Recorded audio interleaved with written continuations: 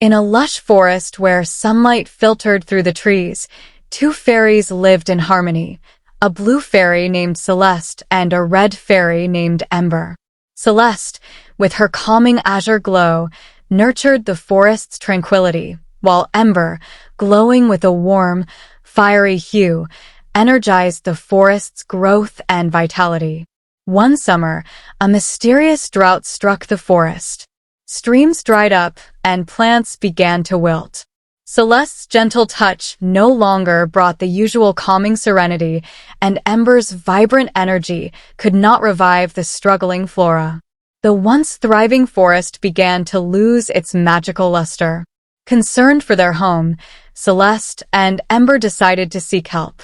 They fluttered to the heart of the forest, where the ancient wise oak stood.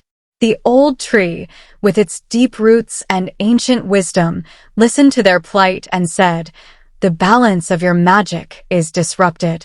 To restore it, you must each make a sacrifice to nourish the forest." Celeste and Ember, understanding the gravity of their task, agreed to share their magic. Celeste gathered all her soothing energy into a crystal-clear spring, while Ember concentrated all her vibrant warmth into a glowing hearth.